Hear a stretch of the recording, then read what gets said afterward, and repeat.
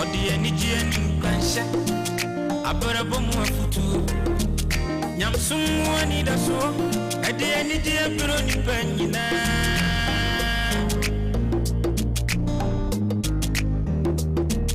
sompa ba ebe sungima sompa TV yabo sompa ba ebe sungima to SOMPA TV na ya wani pama o na unu arada ifisa kudie munsemo ubenya abarabo munsemo ubenya nyamsun munsem ubenya aniji munsem ubenya enyumpa na kakuma ubenya yamaimu amanyosem ubenya osompa dibra ubenya ninyina ubenya SOMPA TV Yabana papini su SOMPA die Ema kefia pa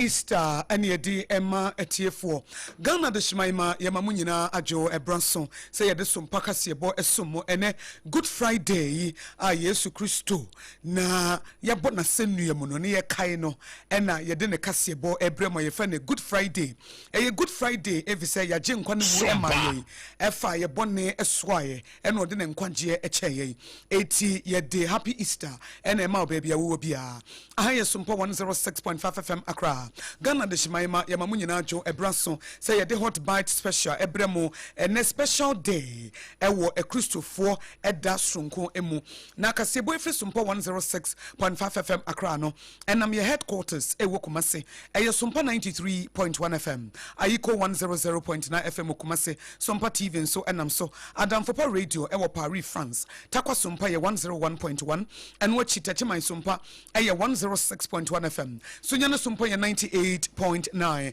enkranza SOMPA minse wonom nyame adomochina ena so enkranza henene hema wo mo eboja data ewo nkranza eno eye nkranza SOMPA 90.7 mankasim eye Kingdom 106.1 FM decoder so babia radio wono eye SOMPA FM live ye Facebook page no follow ye decoder no babia radio wono ye SOMPA FM nemom no YouTube no eye SOMPA FM live ye Facebook page no follow ye eye SOMPA 106.5 FM Accra and website ye www.sompaonline.com Kanesh Urban Radio Kanesh Market Oma Pitim edi afa baabia ewosa abatom peso aso ho and Doma FM Doma Hinkro eye 100.7 FM na ye kan mu se Pepsodent cavity womo ebo ye chido ama ye de asomo medima for Heba Center Dr. Tamoda so at the time beto yare no so ansa na edro mapa edijuma eye time Heba mesha edro no so wunya bia na etime aboa wo mo na ebo me chidom ama me de hot buy special no me de asomo ye friend me die nyame ye hira no akosia ago abowaje wobetimi so friend me akosia hira afi ene hot buy ye nhye ne AC ewiase nyina ne titru abibrem ene oman Ghana ye fra bibi Easter celebration na Easter celebration nyina ne say eye Christopher gidie se wo mo age nkwa Yesu Kristo se fiada no na Judas ede me fe wano a eno kire se emfia no edi yima ye fa the betrayal kiss odi kisi no ma yeyi ne ma ye kobo na senuam e wo sa efiada no a Christopher e wo gidie se dru memenda na ya awrahuodie na nso dru kwasiada na aye anigye enti Good Friday no na se Easter Friday no na se kire nyina ene se eye ade papa e se agenkwa bi bewu ma ye wo fa ye bone etfan eto ne ho so en wo de ne nkwaje nso e kyeye eti se wono e de ne tire ne aba be kyeye no wo fa ye bone asoade a na eye ade papa en onyankopon so asem aka se say obi obeye boni bi agye owu eti ye ewu ye bone no yen enana owu fata ye enna obi a woye jasman mfomso bi eni ne ho no wono ebefa akwate bia edeto ne ho so enti Easter celebration no afi bia Christopher wo wiase nyina wo mo ehye fa na Ghana fo nso wo mo ka ho bia me agye nkwa Yesu Kristo a wo boni din ahonhom nyina ebra se kasampa wono ene ewurade no na ewiase nyina kai no na mpanifo chem se sa afanebo a Yesu Kristo ede ma adasanti eno nenam so ema wo mo ehye ne sa no enti ebasa Ghana fo bebrere titru ensori ni ekomu mpanifo ede dwumadie bebrere hyehye so ebi mo eko camp ebi mo ko convention ebi mo ye nhyiamu ebi mo nso so ede gi wo mani ebi mo nso de wo mo ma etena se agomo mo ya kwantufo ba fie ebi mo nso so kwakwawu tese obi a wo de edru Easter bre no a wono ede ye nanso eye fa bia ye hye a dwumadie ahodo bebrere koso na wodru kwawu kura Easter ho de paragliding festival no na wo mo nso ede abata ho na yama yen centrofo apetim a ye pese ye hye na yetie Easter ehun komo every mantam ni nyina na etimi aboa amaniema etimi etumpon ede yama ye bedi kan kwa santimantem mo na ye ne ensentro ni ba wa beidu akwakwetwe nkomo na wachire ye se enne Easter ye Good Friday no se na asantimantem mo esitie na eho no dwumadie adwadefo wo mo mudi akwaneaba nsori eku ahodo no sai na ho esitie ne wotwa ho mfonyini ede yama ye won kran ne Ghana ha nyina na ye hu ne etuem wo mo tachi ma ne nkranza ene mia na obi atimi ahumi ye besa nso akọ Central Region finfin mantem na kwaku de manso de ne de ama ye ena sunyane e wo bunu region so no na najima wo pambo wono nso de ne de ebebre ye e de afam ne mom ye di kan na yakọ asante mantem na ye ne ye nsentroni ye bawo beidu ye di kan na kwakọ kasa e de afa se me wo hu ye na wo twamfonyini e de ama ye bra Ghana fododo no a Easter celebration no wo mo ahyase bawo beidu memma wajo eba hot bite special so so mami akosia yo yeda say na happy Easter so na medema wo thank you madam yo na koso anso wo bo adwuma pa enti wa hye adwuma pa se no koso ato so nyame hira opi enso me da mommy yo bawo beidu ma yenti asante mantam de woni asante ma yete se pono ne mpontere e de na wo hu no ye enne Good Friday mami akosia chief with SOMPA and brain I mean, Casa Santiment and the Imperium no Cassin, soon at Tibi pa which is any American, and my pet will be managed one chamber in a mababete. Now, send me where the cancano. Then I say Easter Jua, or come on chance who say, Krumu I be Janeabe. Now, I feed the America so one am one chance of our own shed in who say, you might be an answer occasions who could be moon a year, say, near holiday, a gun of when your woman I says if ya. Nka wo hunu mpo no nanso ebere mu am no ka say de Simon Tensa yipa kra wo se de hunu bi no pe ya ewo kru die mu e chinchia fa me e bibre nanso no adetonfo nyina isu passengers force saka no a omo tese sisi ampo die omo kuku ni omo koye fe na tese afi Easter no na kan se tumante mu sene ni die mu esi e kono de da fom yi pa nanso ni nyina mu no se ni nyina se Christo enya be wu ene day ye Good Friday wawu amaye ye wa rehim san wo gidi fie de kwasi ada so no obesore na tete ye din kusu se Christo for nanso ade set for mu na da so kwin omu di ne minti no ebere mu de ye beka se Ghana for no se eden po ato mo keke kura no eso omo boye nanso ni nyina mu no ye ne ade hye ni bi edin komo ne ye bi so so se ye ka se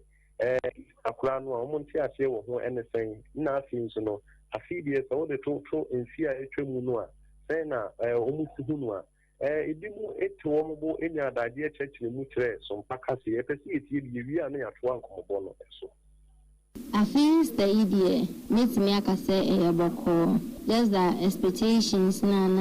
last year eni ahokika na yedidi Easter no last year mo na wo soro kakraba say no ba kumasi heidia nyema ye slow kakra ka first nanka kuma ye shishishi beja ye twade but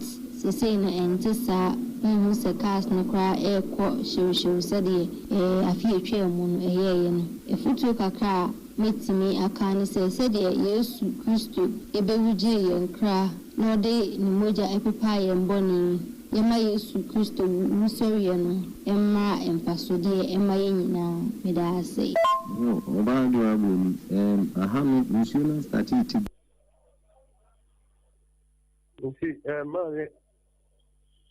mani agusi autenenga bawo beidu meti won kapa ntini we ye Ghana de shebia ye no mu di nkoma na omo kire mu efa ne Easter sene omo chugu no afidie ne nfia etwam ko nyina no na omo ka ne se afi no nema eda fom kra na san kra no sulu pa na ba ni se no yenye ni se juice abi ya de hye ebeko kwawu edum so beko omo nkurunkuma mu akwaji wo mani ne ade enso ahyenkafo na den a ede ye beko ne sa yo suntino Shankafo wa santimantem ya ni edimu enya kwan edi nkomo bi so mo se aso sen na dwumadi no esi ko nkofo ba be faka ana sen nkofo ma na omu kire mu so mpempre no wo hwe afia etwemu no ene afidie ya na tete passengers so be faka no ni na da fom kra obi ho kra wo kire mu se anopa wo ba ye no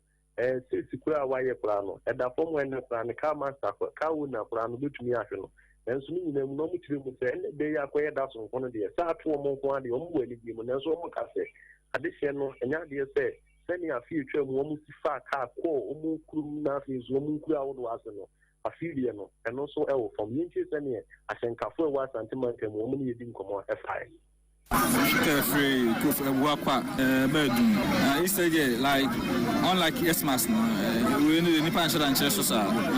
sabi ka donya brena sabi ka hanyina aye ma nya be bia kra mfa na instead mu do don say ye pay dum ko bia me foye sabi ni bo ho kra obi pai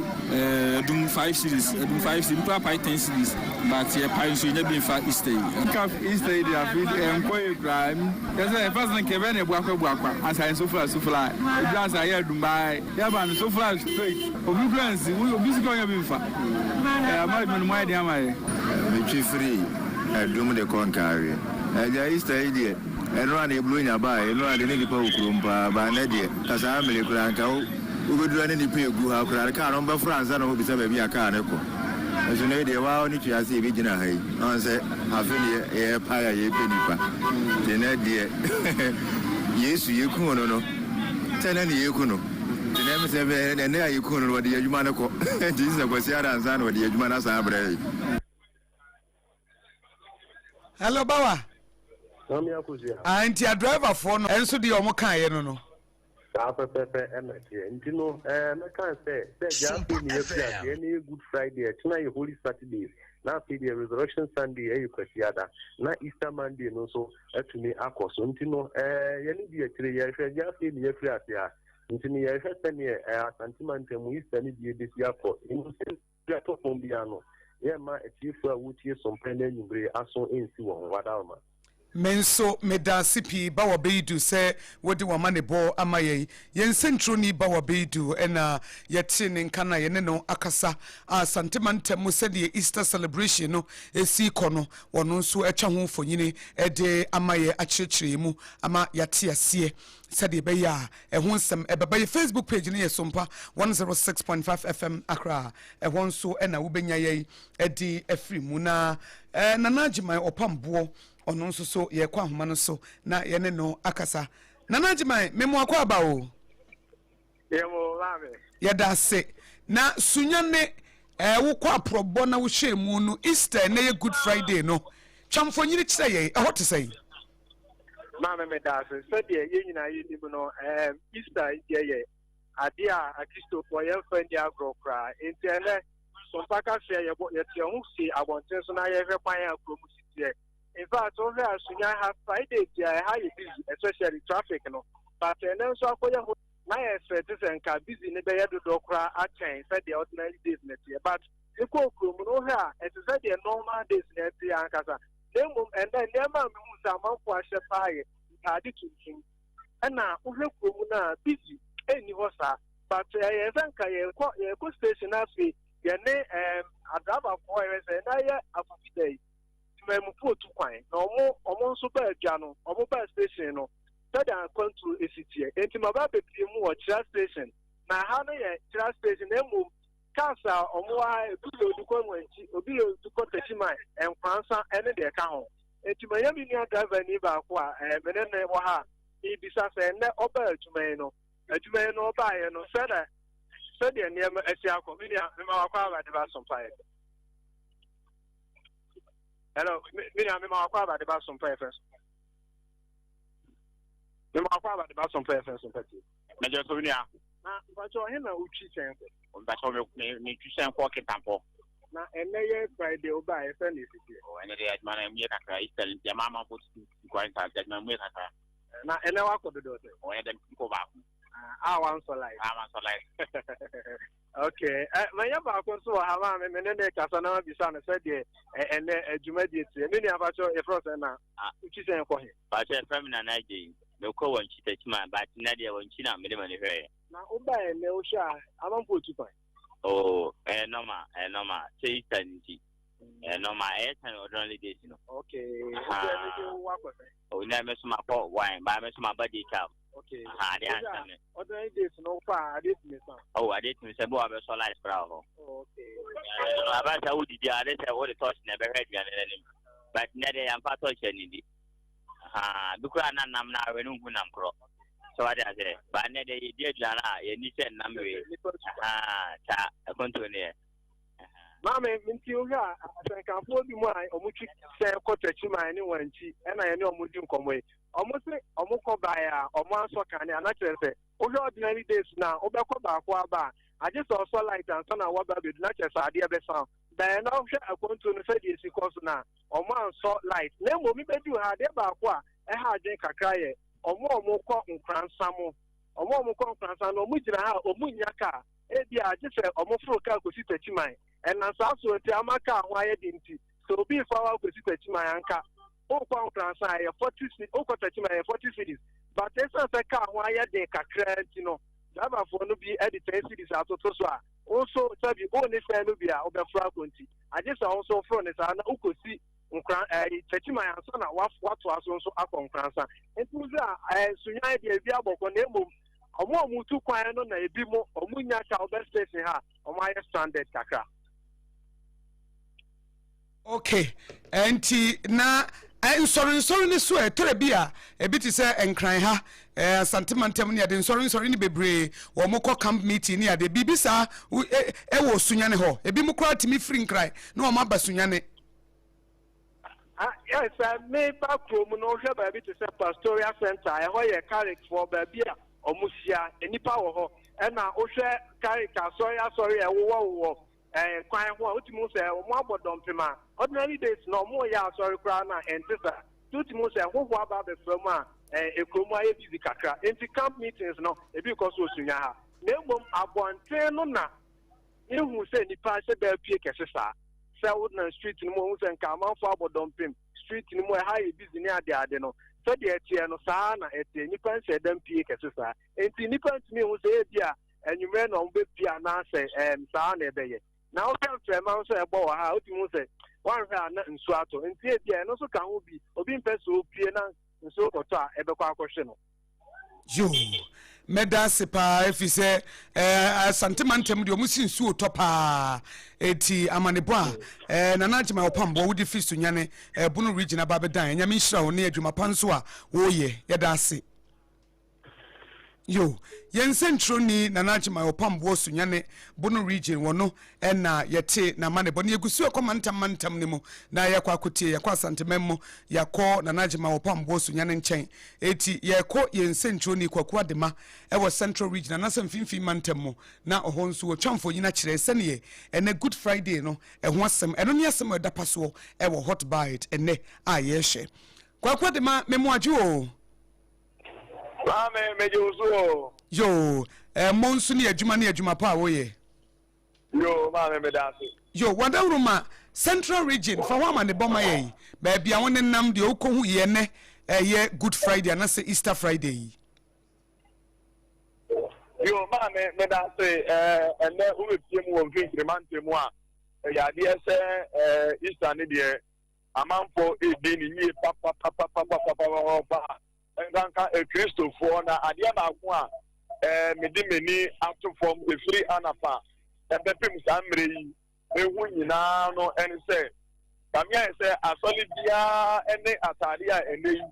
wo ekwa asori a wo ehye president for atade enko Roman for atade enko ene say sorry ahodo a akeke nyina no wo mo atade enko enu echi nso obepie mu ewo market ya enu nso wo ma buja data asori for eye asori ewo ho ena afi nso no nyanya odo bebra eye asem ketua enu echi nso eye ade se woni nso exeze eto ade wo mu eye business ye papa eye asem ketua samre a mene o ka se mi gina ewutu mbiriku eja kese mu a o ese ni amanfo eto ade no eni kan ye papa da bre na nso asori yo koso ha eye asem ketua ya woni ya edi ngoma ka mi ese eti anatete tu samre ye obi a Kristo so afani mu ye papa a eye asem ketua ye se woni obi a kasa na me bentem afa sorry ma fa sorry aba ni ade se se woni se bia ekoye ntaga oga ma fu ha ono so ebaye ebeti jana oga na fade na ofia sorry na eba wan ko fie ha se wa ma pese oba beti ja na me ne ba wutu ko mo so fa ita no senior otipa ewu so ekomi market ya wa ba ni na oba me asema kwa ba e de ba so ba leje o so oneche na ene eye good Friday ni afade na uki asori neba asori be na uko neba jo me Roman Catholic ni okay okay just here and mono na etie yo me da say the over Roman Catholic sumudia na echrese eyade a yankasa ye ma me ba kopa ye dini dipa Mary ono ena ye Yesu maame e papa ne Joseph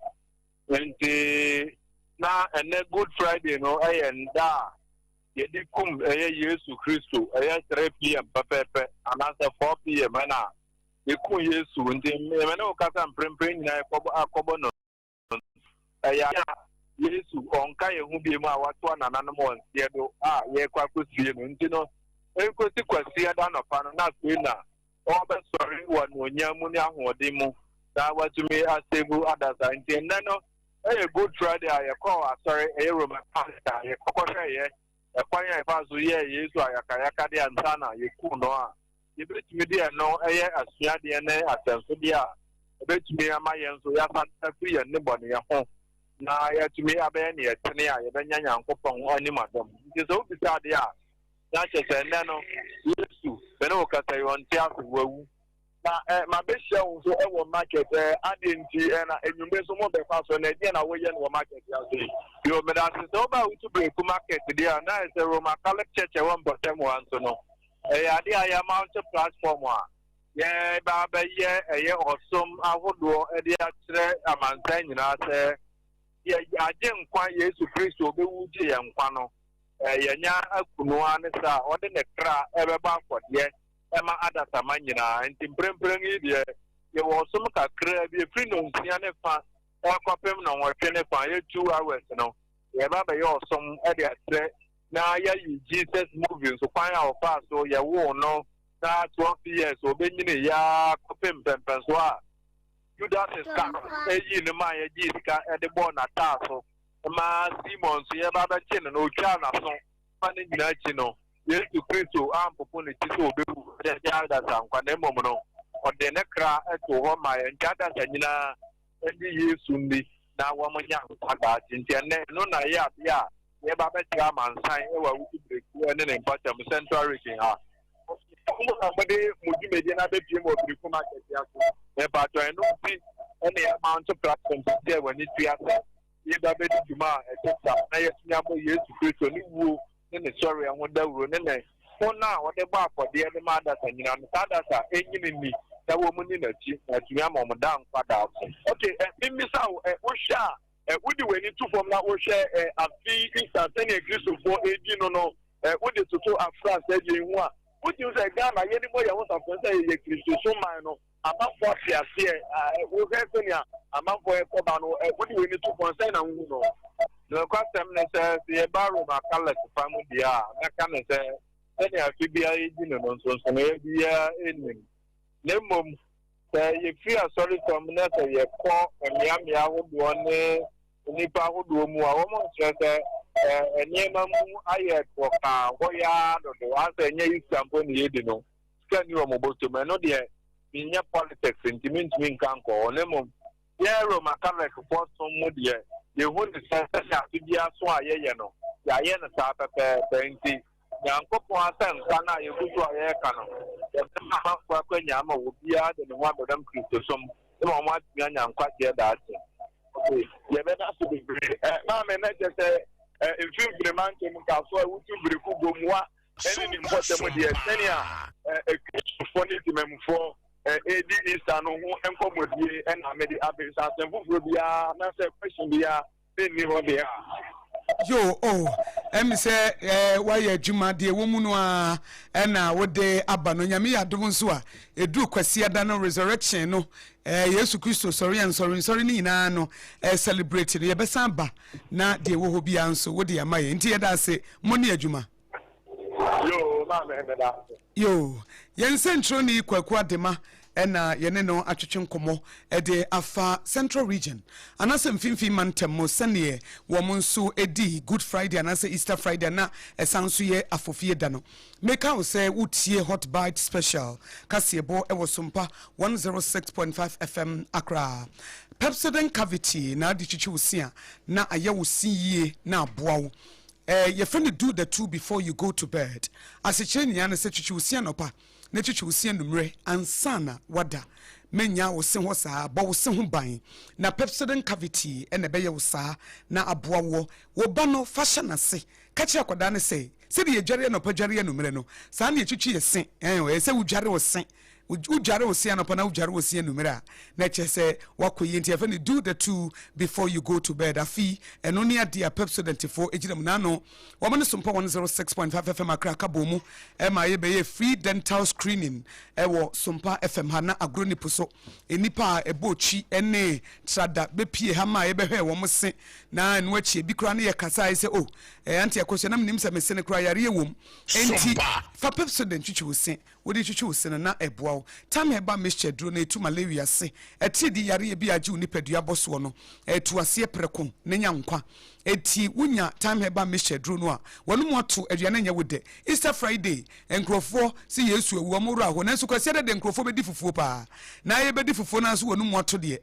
Yesu ewu aso de wonu mo to sei nom time heba mixture eduro no na ho na so eye wo ya time heba mixture duro no be product Tafrija sa wo friend was 0244417669 0244417669 dia na enwano no midima for heba center Dr. Tamu da sunio tom na waka wo se poku ase magira ena se wudru kumase nso a ebua kwa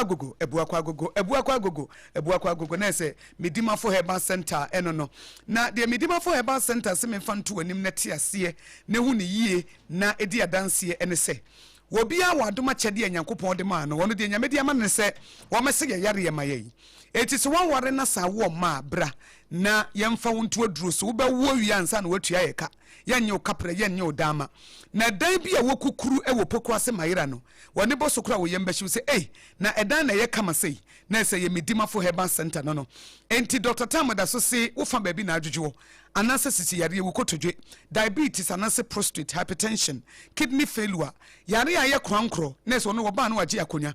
wunya midima for heba center wo the time obeto yare no so enti fre Dr. DJ Mfia wachi abasobo wa Ghana ni amonone ewo 0244774282 0244774282 and 0500727215 0500727215 meka wo SOMPA kasebo and wutie fri SOMPA 106.5 FM Accra hot bite and into ko your Facebook page no woko anu like page no no share obo SOMPA 106.5 FM Accra na obo SOMPA Accra edo beba na woni akonakra na ne ma papa koso na wonso watimi anya ho fa so YouTube no SOMPA FM live say so ya ba TikTok live eti ho nso bra ho TikTok no ya bafoforo kra ho nso so betimi anya ye nti ko ho sesi a na wokọ ho na obo SOMPA 106.5 FM Accra ho nso betimi anya ye na ye short videos ahodo aidi egu TikTok live no na wonso watimi anya ho mfaso bebre nti bomodi ya se wodi wani ebeche wodi wani kire ho a enema papa e wo no wonso betimi aboa ama ne nyina nso watimi adimo na niema akọ nakra na ewo ho eti no ane se wudu TikTok ho na abo SOMPA 106.5 FM Accra no na no so ede waba na wodemu efua SOMPA Accra kasiebo hot bite na wutie no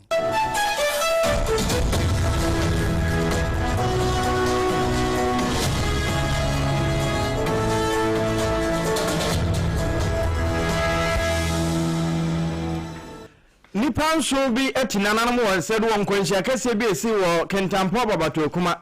na bra na nto sika bi ni passenger car edebo ani wono ma prepare de obede saranso na kwanhia bi esi eye abobo yayi ebi ewo sabronum eko abofo kwan no so nipa baako na ahwe ne nkwa foforo miensa so wo ma prepare Honorable Julius Zebra, a chief of staff, what the atuja say a brass to say Ghana Pumpton and Kankono, and near my betting I had the fun manufacturing no, Yamay ni Eko.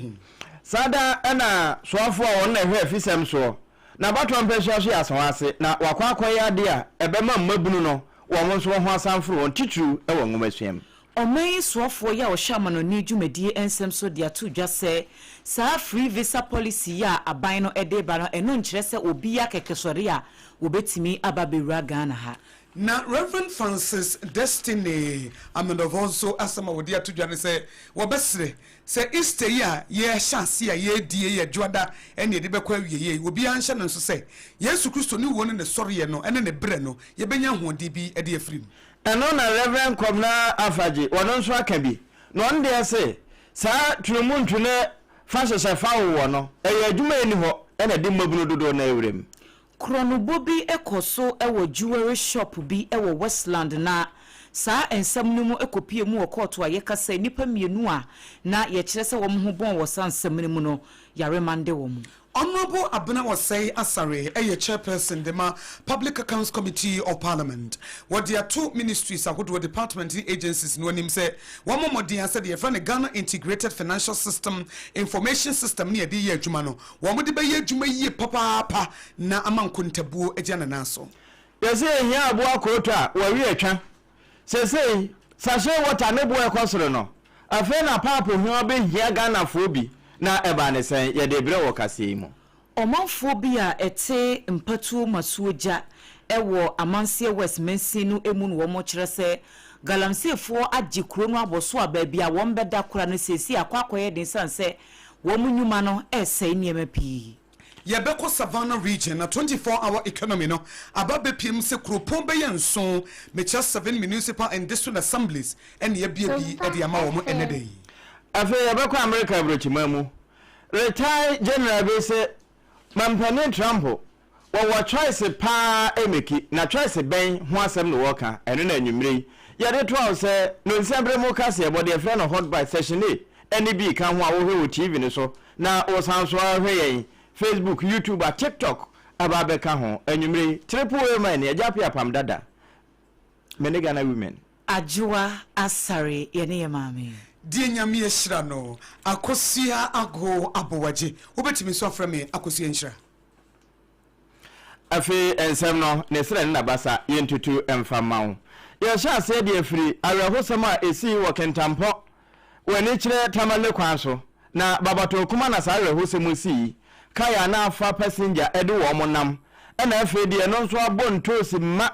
sa ne na afiri bokina na eba ana afi na na ekro ne mo na nse ekofa ntosi firi ho ntino ye beka se bia na afiri bokina na eba nanso ni nyina mu no sa ntosi we no eye de ewo entoa mu anase ewo sahye mu ne bia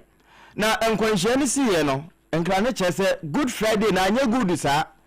enye Kristo moja na ehwi egu age yenkwa no na mom nipa nso bi nso moja ehwi egu a wo ma nka wi kura ewo afa ho ewi ye priafo no ye de bi ko Techima Holy Family Hospital wo mo kwa akwaja ya ahwe sa na ebi mo nso ye de wo mo ko wanchi ba bia ye hwe nkase mu no na ebi no mo nso ye de wo mo ko kentampo ni nyina akini ya sambo anan ebinom we dia mo nka mo ho yɛde bi kɔ Konfanoche ɛna bi nso wɔn de wɔn kɔ Tamale Teaching Hospital saa bra make sɛ hwemu gu so kɔ so mapa nanso sɛdeɛ egu so kɔ so no saa na Sompa nso yɛpɛtɛ takra no yɛafekyerem yɛhwehwɛ deɛ besi aseɛ biara no Sompa kaseɛ yɛabɔ so yɛn nso na yɛbɛkyerem ɛde ama wo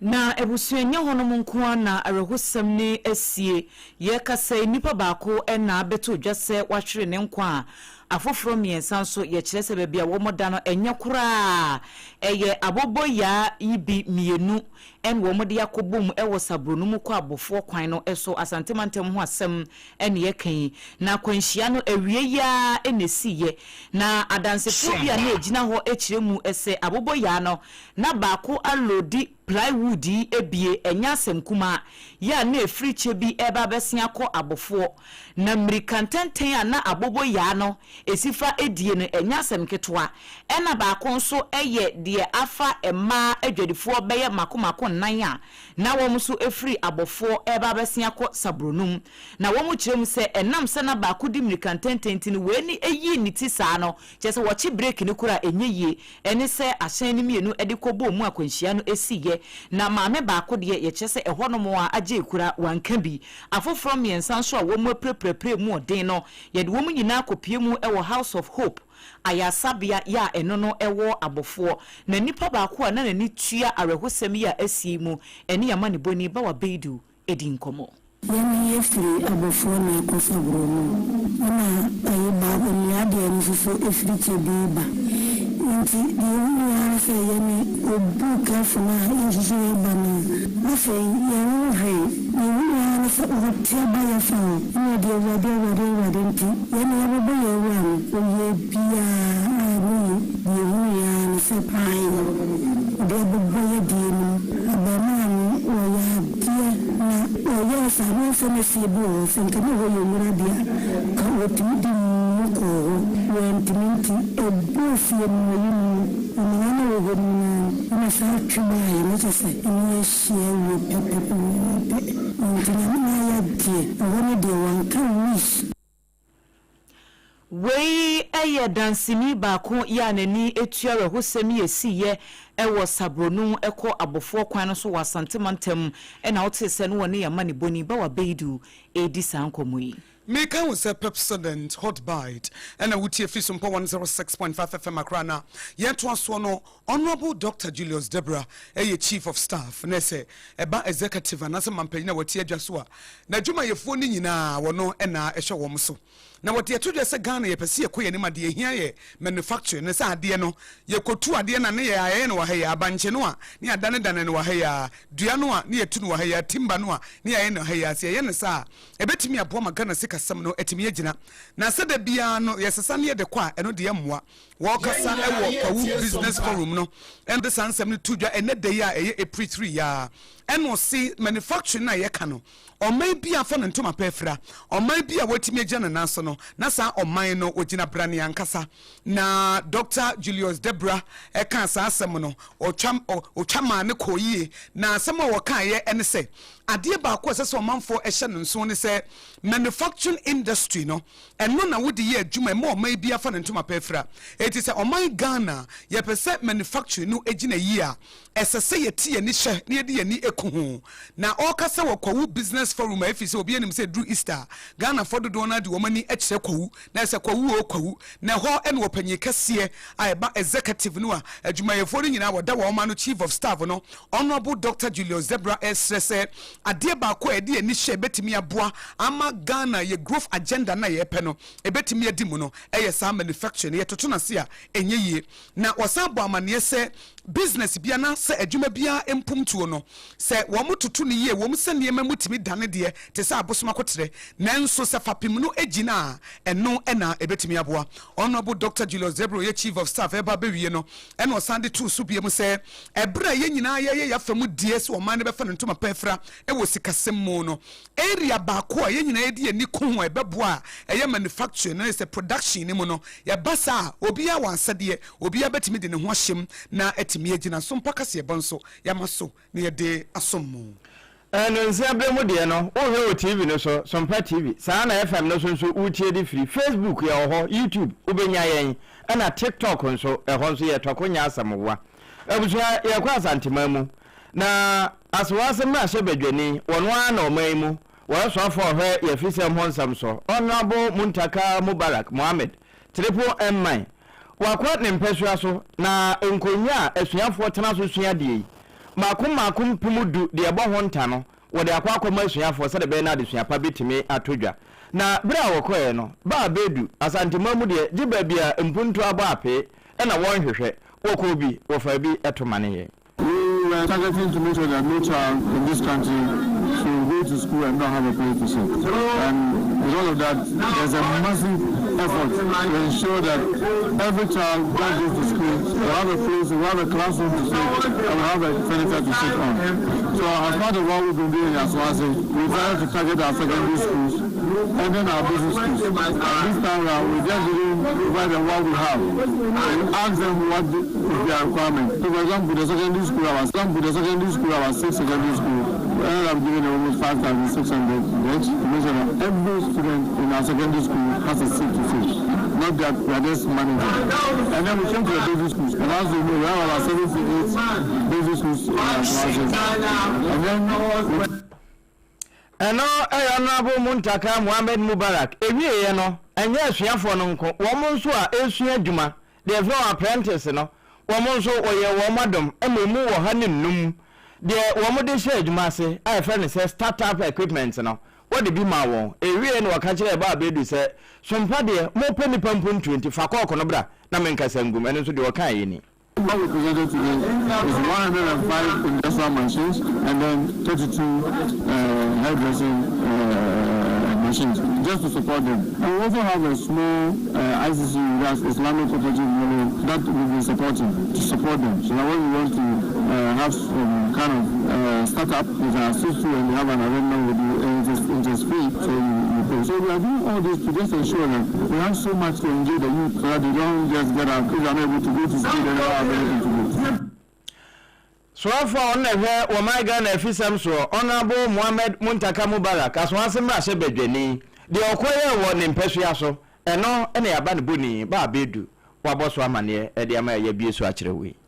wo ensemfofo emunomen soafo ya wo hwamano ni dwumadie eso eye onimonyamfo Samuel Okujeto Ablakwa na wababa kyerɛkyerɛ enimu mu kakra efa free visa policy ya aban no ede badiama ebibremu adehia hodo a wo mu ebepese wo mbeba Ghana ha ba bedi nyumasono ahodo na mampani John Dramani Mahama wa Zimbabwe mampani ba Ghana ha eba nsrahwe betoto ye edidi nkoma hodo bi se de be ya man ni mienu betimi aka abomu na adwadie ni nkitahodie hu nsam so etimi akonkan no omampani John Dramani Mahama editu dwa se nyame ya domu a efri me busumnimu ewo afi mu no Ghana ban ebe yen hyehyɛ se woye obibini a ana woye bibini se bia African na wopesa wo ba Ghana ha eba bedi dwuma bi a ehu nhia se wo be nya visa bi ansa na wetimi aba ha se de na etie dada no na wode nsemi betu dwa no manfo bebre no akere se saadie ya aban no ede ebei wanhwa na eso ebeba nsunsuaso boni bi wo kwan bi so sanse already ne kura Ghana ha ne ye wo no enkrofo bitimi bowura ha wabra wo mun kitan krata asem papa bia ye no kura ne ye pe kwan bia pam sa enkrofo no nyina mo omode yakọ na ye se be ye visa free ne de enya de se beboa eno enna Yewura Samuel Okujeto Ablakwa ene ewo ne Facebook so no wako posti no wode ato akyerɛkyerɛ mu se enye se de Ghana fododo no a ehunu no sa na tie kura na ye kase visa free ya eno nkyerɛ se enema efa bambo ho no won betototo na se sabe eye visa sika na se ticket sika na wunya visa sika na wuntua na mmom ye ka security measures ya MPP no ye di egu akwan mu se de be ya ye be screen ene ya hia hodo no so ye be hwese wunipa kora wufiri ukuro mu ho eba Ghana ha no bambo ho asem no bibia edide ye di a won be hya toto sa ne mani nyina sabe enye se wo bia keke esore ye se bia wo firi kuro we so no oba Ghana ha se ye se visa free ntin me baba be ye bibia keke no makọ wo se enye sa akora a ena ministry no wo mo ebeye no na ne tie nie aban no the electronic visa platform bi ebeba ya me ni mu no wo mo be hyase a sa visa platform no eho ena wo pese wo ba Ghana harma wo be kwa ye application ni nyina ye kwantufo no eho na be kwa apply ye na ya hye won krata mu se wo criminal record a enya de ebe mu aba Ghana ha enti sa details ni nyina ade se ebeda adie ama wo mu ehu enti se wo bi adwene ne se ye visa free policy nti sore ya no aba Ghana ha enye nipa kro no wonto na adwene wo se san hyehye yi Ministry of Foreign Affairs, Interior Ministry and Afe Transport Ministry and akabo mu a wo mo yes sa enhyehye enti nyame yadomu a me busum ne de toso aduru nunum 25th May ewo afi mu na san hyehye no ebe hyase Meka wo say Pepsodent hot buy te kasebo na wutia midima for Heba Center eje no baba tam Heba mission so eje ne tata na Easter Friday ye ne a Christopher nyina ekaye no na Romans of Opanyini owo St Teresa Catholic Church wo Kaneshi Reverend Francis Destiny amenovo ono so dia de sredia to Christopher nyina anim sesa wo hye Yesu Kristo na mane hunu ne bre a ahode ode fa mu no yenso so yempa ahode ne bi emfrim na Easter eye da kaya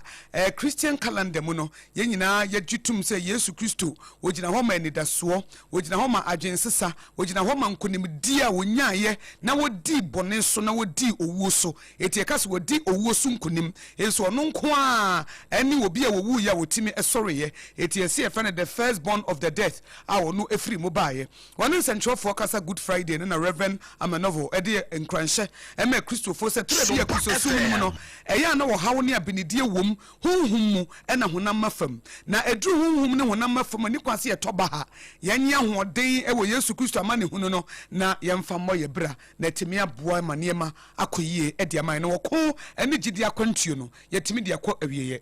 So the emotions eventually will give way to that spiritual awareness, that spiritual consciousness that Christ went through a lot of suffering. His passion is our redemption. And for me, I said that when we talk about the passion of the Christ, it is the suffering inflicted upon Christ, but also, more importantly, that inner strength, which we call passion, that he showed, that inner strength that enabled him to raise the cross and to accomplish his work on earth. That, for me, again, is passion. So for me, the passion is a two-edged sword, the suffering and pain inflicted upon him, but also the inner strength. So for us Christians, as we experience the passion of the Christ, we should be praying for inner strength. So that enti de afani inner strength no ene nesese nyina ye bompa ye se won fama ye efi se wo se asase su de mu benya hawo nanso monka makoma ntom yem esemadi wi asekso nkunim eti se ohawo ne akwansidie ne ba ebre aka won nko ano a ahode na betimi de apem gidi akwantuo no ene afani inner strength no osu obi amompa ye nyibi na bre so a wan toba ha na wo kon no de akwa wiye se de Paul kan ye say I have run my race okon no okopa no makoma wiye eti me twan se ma bodini treni abodini no ye de bebo na won so da achi bi watimi aka bi na akopie Yesu Kristo animu a waka se mo akoapa ene no kwafo wodi kitwa yi ho no kore ene Good Friday no se wo wudi amaye ne boni a wose yantena se mfa matrene na sabie so emfa ho ene sabio ye baka se aboa kwaku ne huni ho ne nkire se puro enkonkofa na yire abusua wei eye elimina sa Good Friday ya nhemu a ekoso na Christ Healing Power Church Ghana so for woda no Reverend Samuel Kwamina Faji wo kasa edi a kire kana mo se nhemu dia wo mu yei no ni nyina ye se Christ ni wo no ne wo so ye na so mfa so timamufo beti ase na wo ka dia ba besi se enne ya sa gayism lesbianism eneni mian ma eka ka ho agidi mpa we ye mpotamu ha no ni nyina ye adwuma ye ni ho na sabi se ensa no so anya adwuma bronsan bo wo ensa kro no pa ema na adwuma yo enu bi ni ye hu no na wo kasa no wozu de ekoso bia no wo yo sefo na adwuma enti ma ye ho enkoforefo mu kura na ye chiwade a eboman wo de to ya ma ne boni mfimfini mantamu Erikane Enemusi. Yamanyina yawo afisapa yammo yawo modese yaki yawo mo yakopon amafi ayafi sanse sama airport Ghana no eyiyan eyisuru sasa na eba koso na oman no yebi ngraso emunti no mesi yakopon se afi yakopon de ado ni ye na yete asene na mi ni bobo na ongo me nkwasa de beya yebi tunatuna se na ya bobo ni tuna no ama wenye nshira de bida ma ya koso no enya kwa papa se sabe security na wodi ho do kwa she sa ti bi eti se ni ya na yanda be dia osusa so monia ebe papa emunti mesre akoso asere ga na mpemfo se abrobo pa mi nyomapa ade dia yutu hwehwe no wansa ka suba bi ati sa se oba ne oba beda be ma ne be ma beda ni na agire sikasam ni na agire aduma eni Ghana nti se ye ni mpemfo no bo homote na otumi ma eduma ba ade shira baba Christ Healing Power Church Ghana so far wadano Reverend Samuel Kwabina afaji nene Erikanan edi nkomo a wache se ensafo na afi aban momanyima mra se de be na mabunu benye bia yo na sa su ni ban yante ne dimpo ewo yempotem Yamfa wo enko court nsemu na Accra Circuit Court etena se ene na womo asem a womo kanyina ne se enipa mienu a womo eye emrantie ya yesu se kronobo bi ekoso wo jewelry shop bi a ewo Westland ya eben hacho womo ko wie sika kokko agudi ahodo a na esum 2 million Ghana cedis no ye de mrantie ne mienu akopie mu wo court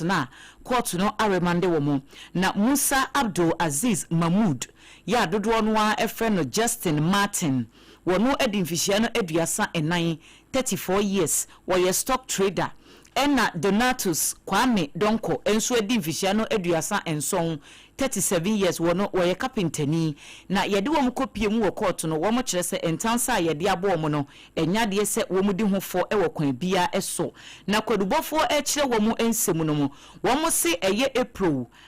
busum no emu afia etwa mu ena bema jewelry shop a eno no ewo Westland nipa bonifo bi ekoto hye wo mo so na wo mo kire se sa nipa mienu yi baako na wote motorbike so de gloves asese nensa ene nkatani mu bi esi nanimu a obi anse da hu nipa ban a woye na wono ne di kan ewura shop honom ena baako no so eto aso na wo mo ye nhyehyɛ se wo muduru honom a sabambofo ho nti security na woda shop no baako hyeda ko engage ne te se de wo bisa na sembi ni na di nkomo eyi na dwen efi de ekoso no esokora enti wo koye no ena kyerɛ sɛ wone ne kasa na we fa akire ena wokowura shop ho na ene wo bia na fa mo fa ne mama no wo sesa gold jewelries ni bi eyi niema hodo bi ya na enye asem kuma enti nipa wokɔbɔ aprosifo amane no wono ena wo kyerɛ sɛ CID adwumakuo no wode koda wo mo anu ye dwadini ya wodi ni dwa e wodome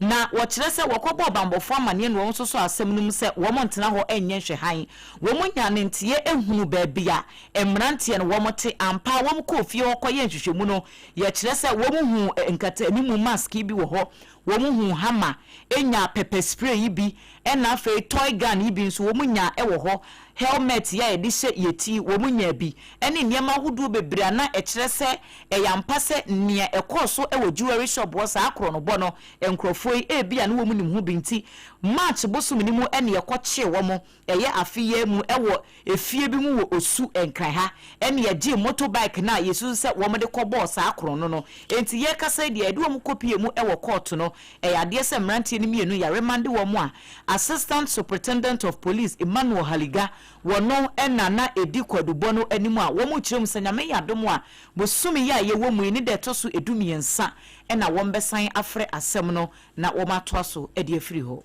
Yeto so no Public Accounts Committee of Parliament oba panyina wote adwemu eye honorable abena wo sei asare wode afutuo ama asuaye ene eku ahodo a omosomo abem ye ministry department and agencies ne fe MDS no se wo sre wo moada ye de dwumadie bi fe ne Ghana Integrated Financial Management Information System aba na botaye ne se sika bi a ekɔ ne sika a eba no ye tintim ediguso nanso kamye ye se ministries department ne agencies no wo mo mfa anya adwuma wo mo de ne se kyese ye ne basa na ebere wo mo de wo mo hearing no anase wo mo tie nsem a efa Ghana nkuntabuo ho ba wie no se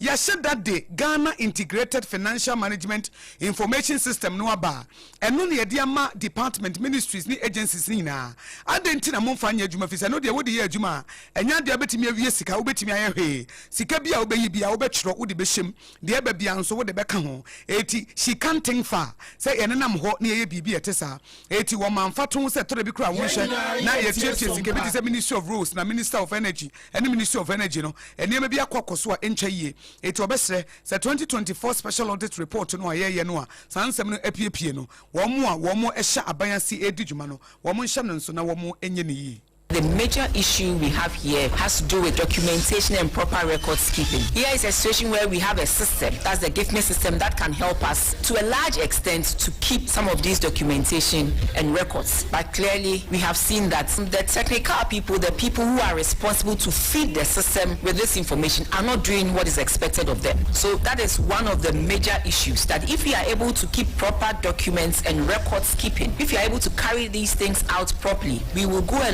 long way to block the huge leakages that we see in there. You heard some ministers come to confirm, even the audit reports confirming that in certain instances, huge sums of monies have already been paid under Ministry of Energy and the Ministry of Roads in the billions of Ghana cedis. Yet they have resubmitted these invoices, these claims again. Because in some instances, they did not have the records to even know that these payments have been done. They don't have the records to show that we are even duplicating these payments. Honorable Abuna Osei Asare, a chairperson at the Public Accounts Committee of Parliament, one of the Sansemi to SOMPA Kasiebo, at the Asumwo Hot Bite Special ESO. Kasiebo Ede, na edi asonyi na tiene duro ni wanso ehwe a wompese betwa muda SOMPA Hot Bite Kasiye no ye to aso de amount. Ghana fobi ena wo ma hyase ye kasei se sachet water for wo monkotia ye se ebo no wo matum ada omozo sa polima no de wo mo de ye wo mo ne ma de ye roba no wo mo kra ni nyina afiri amano ne nti de asi wo straight of home so ho de amfa na afo ho ama petrol tanker wo makofa nko na campus bi aba no aka wo mo nyina nti e wo se entumuba esan se wo ma ntumu a ahwe adwuma no kura begu wo mo ntumi nye nsu no na nya bia no nom na no na wie no wo mo che se eba ne sa je ntumuba na ntumu na eba no ankwa nkosi kura no ebefiri be se sidi nwotwe akosi sidi dunum enti de ne de ye beka se eyensu papa kroje ya dada so ayedi hu adanse a sompati mebobi kire wo no wo mo de ne mo se won de ne bekosoro na na Ghana fo bi tutu wo ma wa santima mu beche so no kwasem ni se ya na beko na mpanimfo antu o na nsim se de wo mutu si bokina fo ban no mu no de a ene gese ye tap no a ye sa akọ ho na ye kobubu no nom na de ye ntie de Ghana fo bi one more kai. Because right now, for a ton of 7 cities and 8 cities, I'm to move on a 15 cities. This was Rodo. Once I am sure how children, you are more tone of branches better. But because I could be a better back one city, it's yes, I'm going to be my more but you papa, didn't yes, room. When you have a yes, a break of drama. I'm when I dream, I can't say no problem. I should not try to say, I say my alley, about quiet teaching a banging at each other. Don't pay their money. Remind me, say, you tried the crop, Manima, yet senior man is said, then to panic Jacora, but also they are 15 and to be problem. You always come out to one instance of no teaching water. So doesn't know too much. Don't know you found. Because you see back 15 seasons about 1 season into it, and you should be international be found. And near the Ghana for Bika. Ana wo mo aye nso asase yi wo mo ho ano e wo fie chese ene wona wo bese wo typhoid beso awo ene wo cholera enti umpese wo benya nso mu nya de wade a ene na why the needful yedasoa ejina santimantam no emu na omafo a ete empetuom asuoja ewo amansie west mensi no emu ene wo mo chiom sesesi ababi a wo mo te no enkrofo bi pese wo mo de galamse etuo mu efiri ho na wo mo aka na no ensuo toye na said wo mo ho no mo an wo mo te se enkrofo bi bopunu mu se ensuo no kura eyira ba betwe afa wo ne na hwese de galamse no ede ateche ne niema abetwe wo magyapade ebi tv ebi mattresses ene sika hodo ntade empa chese eniema asai ne de wo mu kirem se ehadwene pa na fie wura ba ko a efre no madam amaketwa wo kirem se enye de di kan enie emre bi atwa mu ebisi saa ma empenifo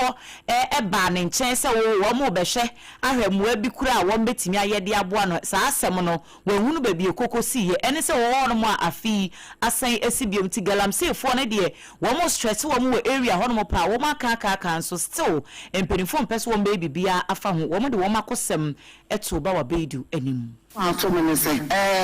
different patron ya emre bi abetwa muko patron for galamsey fo wo mo ye adwuma ama ensuo no ebe sai me dan se ya eba sa no ekose ba bi so di amachikuru edu wo no wo mo kohwe ho ekokan de ho dan ekope ba bi a omu sisi dan ama wo mo kofa asa bia na wo mutu ho galamsey aha obi a me kare ana nyame ya adon ensuo no teye na nka ho asem bia bi esa to so mienu eba sa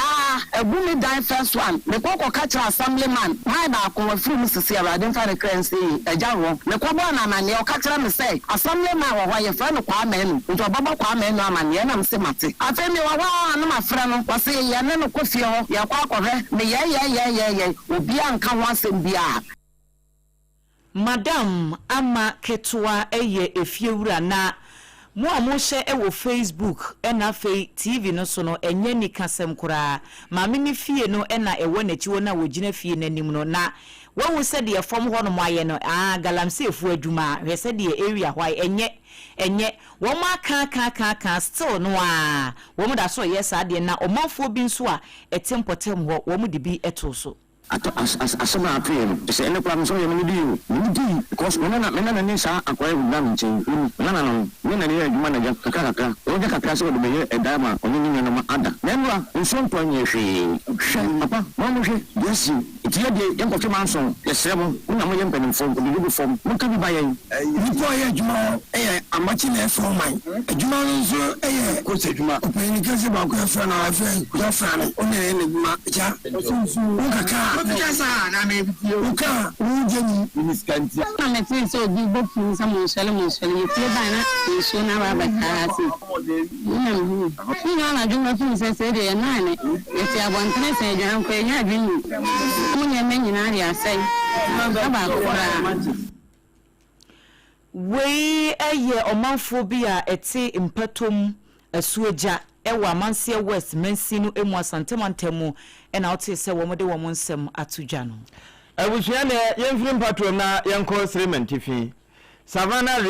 regional minister Era Sarisu bi awurube penin ya kasa na nenkasa yemu no woche se 24-hour economy no enhiranka nyame Savannah fo wo mo nso etraye wo manya wo market 24-hour economy market bababua amadwadie no atwa so pa anopa wie nwumra najo na wo mo nso de ese won ewodwadie ho wansaka na bra ekoso no wo bo ho amane ene yensa ntwerefo ema yefa bi yewra Sarisu bi awurube de okan yeni. All my MMDCs have come to witness the signing of model markets that we call 24-hour markets. Indeed, per the design, markets are of 4 types: category 1, category 2, category 3, category 4. Indeed, the first and topmost categories has been actually taken by Bole District Assembly and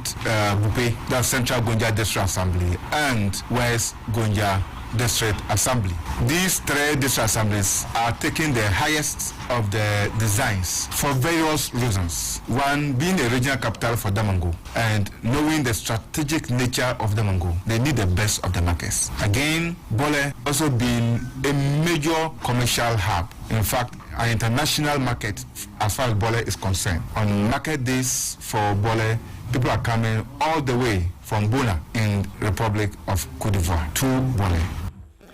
And yewra Salisu bi awurube wono ena ya Savannah regional minister ya watch lecture me a wo mbenya bi a wabo Bole Bope Saraga Palbe NFA Daboya ne Sola wono mu nyina ebenya saa emfaso ebi Ebusia ma yenko swani yenka wose SOMPA 106.5 FM Accra so enye na enyumenu nsia kase bono free hot bite no num empemu ena yeda so ayede bro ye home kase bono so kakra ye ba ne aka atwe no yede beto aso.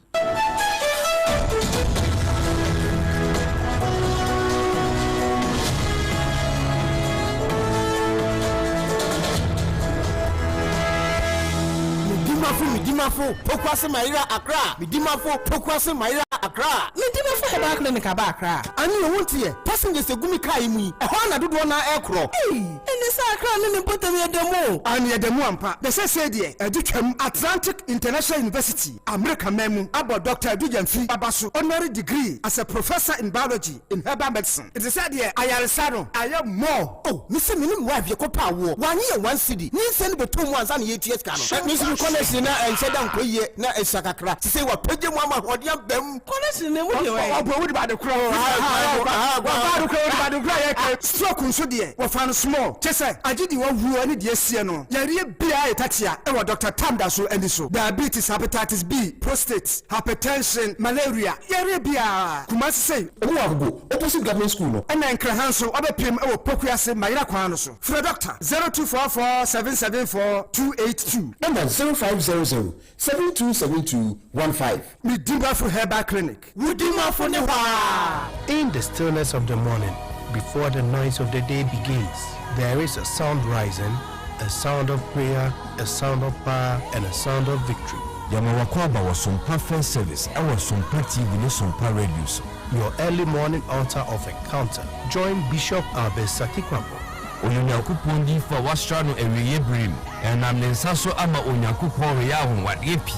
Through this prophetic platform, destinies are aligned, burdens are lifted, and lives are transformed. We need to take it to our SOMPA First Service. Our home in TV program keke. Ayabra osoni asasishia. Ayabra onyankopon kasa chenema. Set your alarm, tell a friend, gather your family, and let the Spirit of God reposition your life. And SOMPA First Service in Chawu Hoda, a Yagada Kusi, if Yadanopa, Anopanu Kusi, Anopanusia. Fawudanina Sheradensa, na erade beye.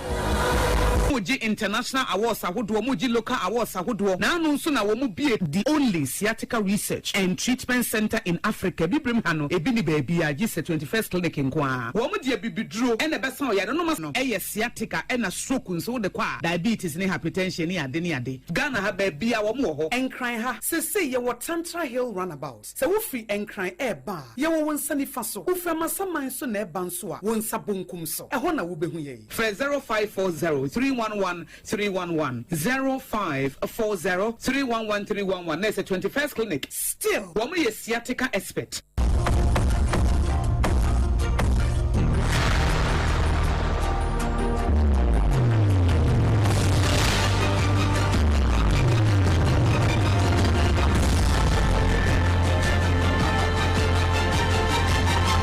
SOMPA TV, Emma Aketiapa. True. Market ya papa ampa abusua ya dawase emamu enehwe enese wasanso atwenye abusua ye kowie kase no e wa amara na US abrochimamu ne yeko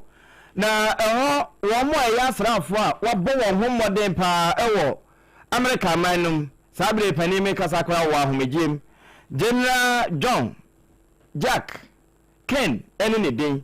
na wode atoso se America man pani Donald Trump wo kwan twapa na wasanso wo choice de ntia wo kasa ne se wo be hye Iran ase foto am asa de wo kasa wo ma hweye wo ma wo masa Stone Age ni biu e de boabo ho ansa na wo mapagya jese wo yo ne sa ente sa de a ene atamfo no wo mani aso ya wo masa e dan wo ho e de wo pira kuro nyina ba be pira America ene aman a wo mo ka wo mo tampa ma no ni bi enti sesi e wonde eka se mampani Trump ba bi ogina red zone enti ebeya pa se obetumi akeka no ho na sade wa boso e chese wo be ma wo mu nuclear deal ni nyina ba wiye no je wo de nyina ba wiye enti sade a se tie bia wo be ate se jataburu a ya bubu na pre na wasan so asore ni bre so aba abekeka enti sabre straight of home so ho no won ya say obetimi ase wo foto na Iranfo wo munya ahoden bia e de beko obio ente sa da cha enu akire won be san so aya e de ababa blackmail amanfo enti wo bosa ansemi so kire se America man pani Donald Trump won hye ne sapo munso wa ye bidie na nso mo wonya yansa kosi se Iranfo won be bafem Kasebo no si ensemede asum Good Friday bi ne se so mpaka sebo hot bite ye komantam ahodo asantemantam mo na ye sanso konfinfi mantam nkra ha ko hwese ne bronya ho nsem sitie na kyerese nipa dodo no a ene omode wo mo ho ahye mu bi nenam so ema romance of panyine so ede afutuo ama kristofo nyina se yesu wo ene ne sɔre no yempe adesua bi mfrim na yemfa mo ye bra na de fa ne inner strength no mu be yedu na abrabom okukuhyi ase ba wo de no nso acheche wowre sanso ena yedebe somo se arehosam bi asia eye abobo ya mienu ena akonya kwanhia ewo sabronum eko abofo kwan so manipa baako ahwe ne nkwa afoforo miensa nso eprepra baba to kuma ewo kentampo afa wo ukosreman tifin kwanhia si ho na Good Friday no nipa nso eti nananum wonse do woruma ka prepra ebi ye de omko konfano cha ya sabia sana tamale ene wenchibe bia wo hwen kase mu a wo moja yarehwe Honorable Dr. Julius Deborah, Chief of Staff, was a Ghana baby a drew no the fan manufacturing no yanka say be ye dim fidie be ye niema ye hia no ene betimi aboa ama Ghana sika sam afanentuma pefra Onwonyamfo Samuel Okujeto ablakwa dia tu jase free visa policy ya ban ede ba no eno nkyere sesebe won be gugu bambo mu asem kora obi biara obabe pie mu wo Ghana hanom no wo mo ebehye sesa nipa kro no wo ho kwan se wo ba ansa na wo mabie kwan manufacturers ebi ne sachet water for no na ene se Iran to kwa no nyentwae no ama sesei enso bo nso kosoro ni nyina ye nema wo mo de wo mo dwumadie no na no na santimu mu wo mo sese ya na be kona mpanimfo nto wo na nsimu a ene wo mbe safa onkruwa akopaapo ano na wo makono mu nso bio Honorable Abuna was say Asare, chairperson the Public Accounts Committee of Parliament, where the two ministry department in the agencies when him say, Jumedia ye dia base bibia yen tintim no abe for kwansono. Wamufanye jumaneti mi abua ama Ghana sika samono. E jinana leakage sinua na sikana fahawu hu bebi ebefano yetimie tu nise banchi. Accra Circuit Court etna se na emrantie mienu bia yabu omudin se kronobo bi ekoso ewo jewelry shop bi ewo Westlanda eben hacho na wo munim sa kronobo ne hu bi no yare mande wo mo afe adwuma ye ni Ghana say ka hu bi pa na lesbianism ni gays ni nuanu ma ekeka aka ho no ye da so abisa se amampanimfo nkasa ma ye hu ba bia ye gina we sofo a wo emfimfire mantemu Reverend Kwabena Afazi wono na ekasa asemi kwantinti bia kopie kotia kasebo no wasi yene de kasebo yi esomo numre eyemme die nyame ehira no akosia ago abowaje ubetimi so afrem akosia ehira me adult children